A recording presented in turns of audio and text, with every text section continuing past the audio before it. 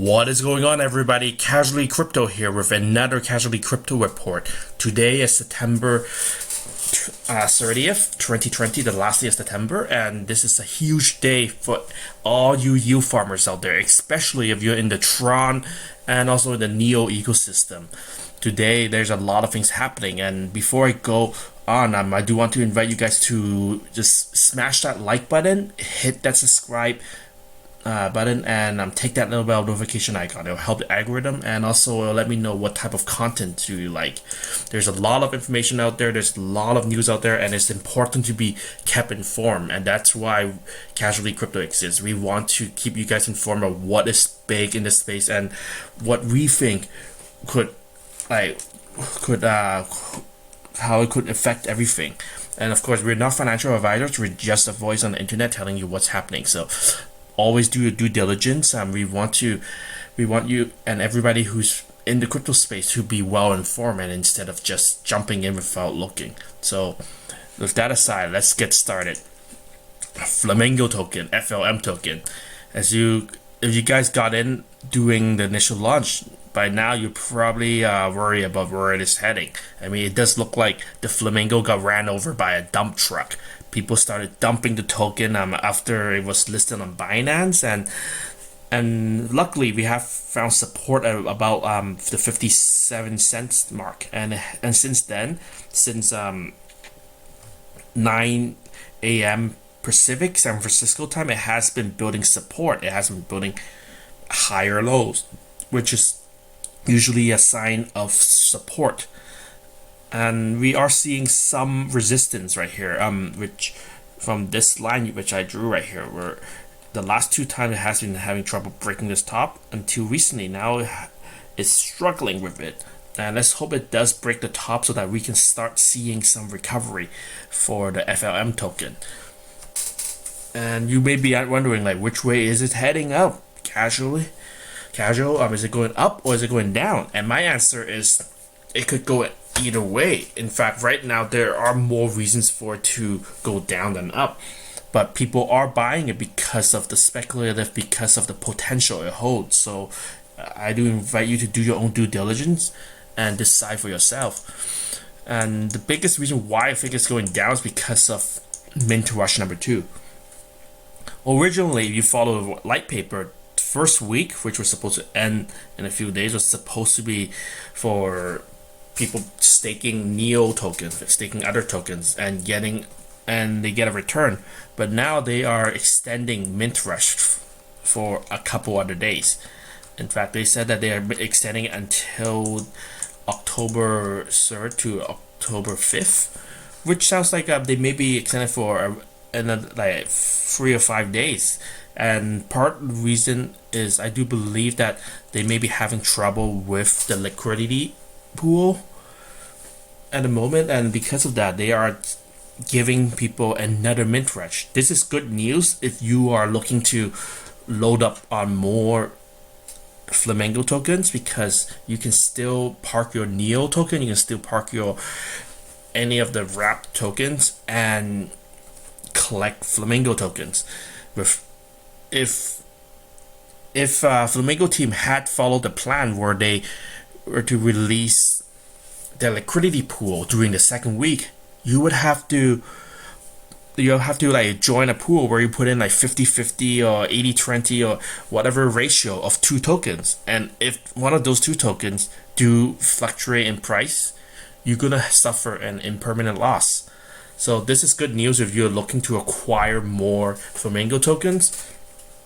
But for those of you who are more of a short-term trader, where you're trying to make a quick buck, it may not be that good news, because this means that it's still easy for people to get tokens, and usually people who park the tokens or who do not participate in pools are people who tend to not stick around for the long haul. So you will have a lot of people who are in it for the quick buck, and they're going to be mining whatever they can and flipping it for a quick buck, unfortunately.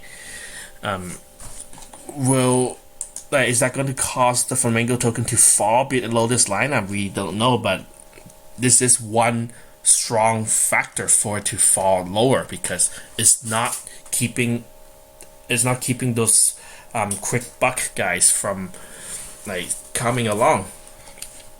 But in the long run, if you have read the white paper, there is a lot of use cases for Flamingo token. They are looking at staking, swapping, and also lending and margin trading. And these, I do believe, are good use cases compared to a lot of other projects out there where they barely have any other use cases than staking. So this is worth looking into. And if you do believe that these applications are useful, I mean, yeah, you can check out my other video on why I think that Flamingo could be a hidden gem. So there you go. That's Flamingo right here, and you can see that they are planning on launching the swap on time. So I do hope that they will launch the swap soon, and with that they'll start transitioning the method of acquiring Flamingo from staking to joining liquidity pools. So by the time it's the second week, it will be a lot harder to collect Flamingo tokens, and the risk of suffering losses is higher because you will be in a liquidity pool. So hopefully by then it will scare off some of the bottom feeders, and we will have people who are more dedicated to Flamingo. They'll be joining, and hopefully in the long run, in the medium run, we can see the price coming back up, hopefully to above $1. But I may expect it to hover around like 80-90 cents first before going up above $1. So with that aside, next up we also have SUN.io. If you have not been following about the latest development of SUN.io recently announced that they will be cutting the SUN output by 80%, and this is with their regular mining, and they also will be including BitTorrent tokens, Wink, and USDJ. So this is pretty big news for the SUN ecosystem. If you have been mining or staking your Tron based tokens on SUN.io, your output is going to get cut a lot. And this is good news for those of you who are hoping for a higher price, because right now the only use case for the SUN token is to stake and get more SUN. And because of that, you have just that one single use case and a constant inflow of new SUN that's being minted, right? You have a lot of supply generated, and you only have one demand. It explains why people are dumping SUN for the last couple weeks, because there's just no other use cases for it. People are not happy to see that the value of SUN is decreasing, therefore they're dumping out more. They're not keeping it. But hopefully with the supply cut, we may see a higher price, just like how crypto halvenings happen. Just like how when Bitcoin had a halvening, prices go up. But now you have a cut by 80%. So this is going to be very big. And whether it can bring SUN back up above $20, if not higher, we'll see. But my take is it may not be the best time to buy SUN. If you do believe it'll go up, you can do it. But my recommendation for everybody is don't buy. If you can get it for free, just get it for free. Just stake your tokens and get it for free. All right. In fact, you can see that mining rewards, they are going to favor people who are willing to stake their SUN in the liquidity pool. If you are worried about impermanent losses, you can always just take your SUN and just stake it in the SUN pool alone. And these are some new developments, because if you look at SUN.io before, the only way for you to stake your SUN is to stake it in a liquidity pool, and from the liquidity pool you take those LP tokens and stake it here. And now you do have the chance to just stake SUN in itself without joining any liquidity pool. You are getting a lot less a lot less token, but this is all relative to how many other people are staking with you. And same thing for USDT, JST as well too. You do have the chance to stake both of those tokens without being in a liquidity pool. And then, but this is what I'm more excited about.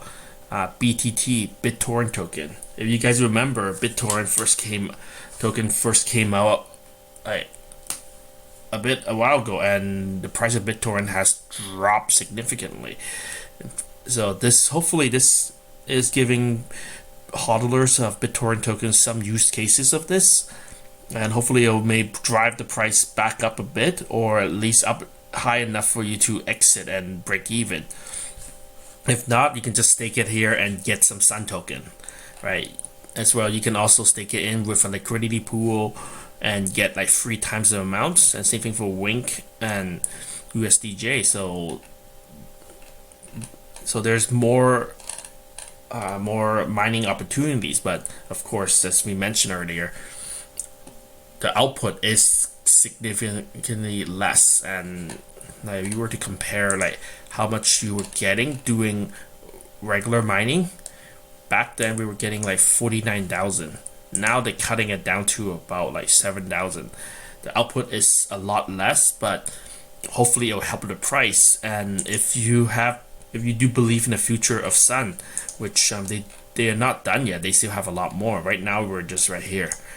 Eventually they will be docking different ecosystem projects, and then eventually have a self-governance. And I think, in my personal opinion, this is my opinion, not financial advice, right now it's just mining, but eventually once you have more use cases, more applications, when Sun starts inviting other dApps over onto their ecosystem, like, we're gonna start seeing more use cases for Sun, and we may even see Sun reclaiming its place of where it started. So I am pretty excited about Sun, and I hope you guys are too. And this is your quick report on this. Like, if you guys want to know, if you guys are in Sun, if you guys do believe in Sun, feel free to leave a comment below and tell us like why you're excited, which project you're looking forward to, and maybe I may do a video on it in the future. I mean, I think these projects are one step above the other like yield farming projects, where you have anonymous development teams. And I think I do believe that Sun token do have a future. It just needs to navigate a lot of these obstacles before it get there. And same thing for Flamingo too, being the first to the Flamingo being first to the Neo market. I do believe they have a future. They do have a lot of obstacles they have to work out first, but the fact that both of these tokens, both Sun and Flamingo, they have a lot less gas fee compared to Ethereum, makes them attractive in the moment. We don't know when Ethereum 2.0 is coming out. There are rumors saying that it may be coming out in November, but it may take a bit longer. But yeah, I mean, this is the whole crypto ecosystem. Like, a lot of times you may not know when things may happen. Deadlines may get delayed, but as long as you persist and you hodl and you keep up and keep informed of what's happening, you will succeed. So I hope to see you guys at the next video. Be safe, be happy, peace and love, my friends. Cheers.